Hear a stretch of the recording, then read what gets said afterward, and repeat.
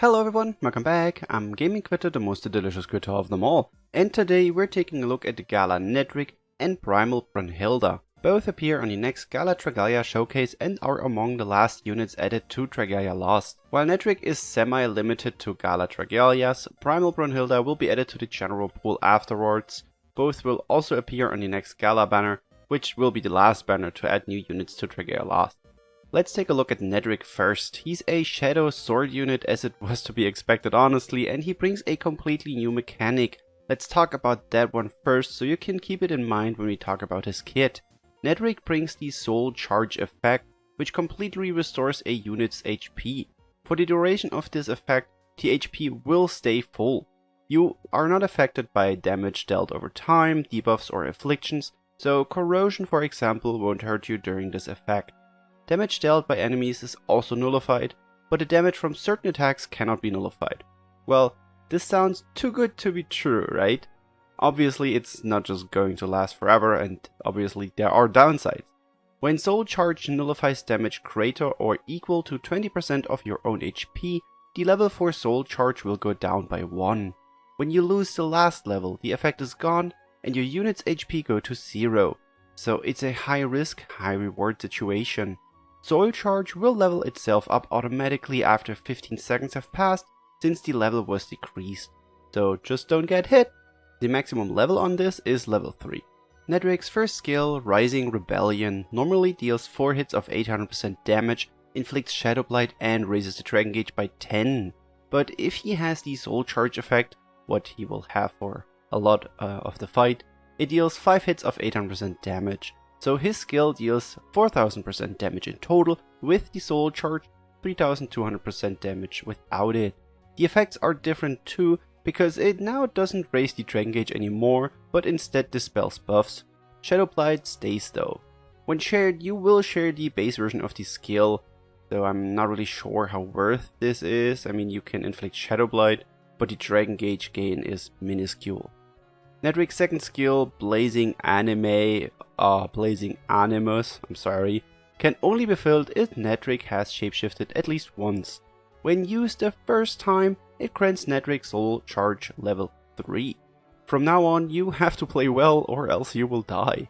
When Nedrick has a Soul Charge, then the skill deals 6 hits of 700% damage. This means his second skill deals 4200% damage. It also grants a team critical amp with a maximum team amp level of 3.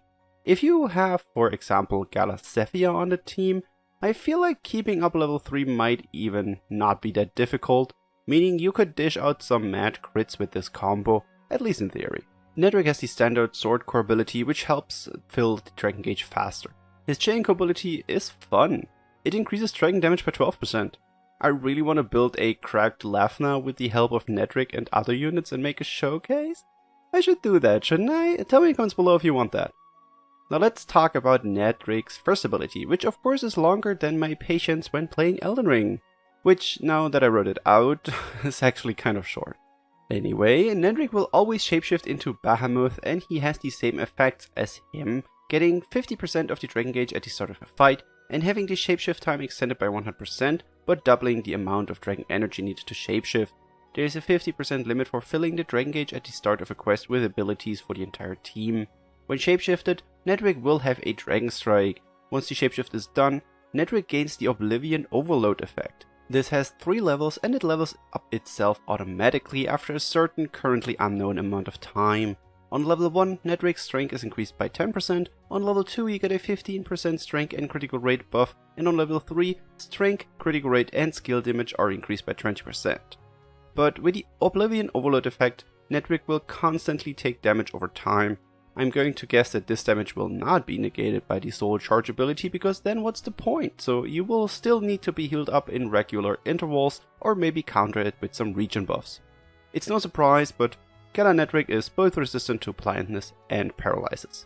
The third ability is something I personally don't really like, because it only activates when Nedrick falls in battle, and you usually don't want that. When his HP falls to 0, the Oblivion Overload effect he has, if he has it, is granted to all other team members on level 1. As we know, it will then grow stronger with time, but it will also deal damage to them. So I guess if you're playing solo or even co-op, and the victory isn't that far away, this might help with the clear, but until then it's kind of a dead ability and I'm personally not the biggest fan of this stuff. So overall, Nedrick seems like a really good unit.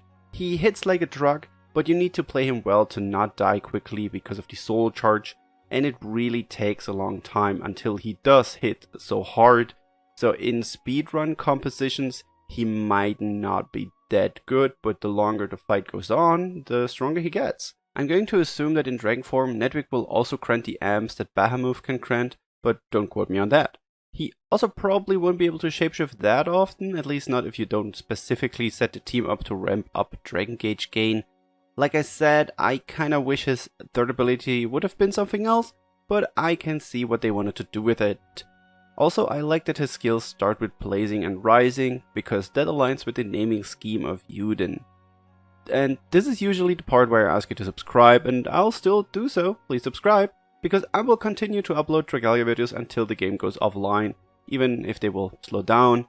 But I also try to come up with some other interesting things to watch, so if you want to see that, please subscribe and support the channel by doing so. And now let's talk about Primal Brunhilda. Her dragon skill is pretty straightforward. Literally, it deals 2800% damage to the enemies in front of her in a line, and it inflicts burn as well as scorch rend. Primal Brunhilda increases strength of flame units by 100%. Her second dragon aura sure is something. It has the same effect as Bahamut and Nedrick, which fills the dragon gauge by 50%, extends the shapeshift time but doubles the amount of energy needed, yada yada yada. When shapeshifted, Primal Brunhilda will have a unique dragon strike which creates a zone that lasts for 7.5 seconds and deals damage to the enemies inside of it. While you are in the zone yourself, the depletion of the dragon gauge over time will be reduced by a whopping 75%, and your own HP is restored every 0.9 seconds. Why not make it a round number? Every second? Anyway, you can only have one zone active. Every time your unit skills and or it is interrupted, your unit will be granted the Heart Aflame effect. It has 2 levels. Level 1 grants skill damage increase of 10% for 10 seconds. The second level increases skill damage by 30% and increases chances of inflicting burn or scorch rend by 30%, but both effects only last 5 seconds. So you want to chain combo these things. So in theory, Primal Brunhilda seems like a really good dragon.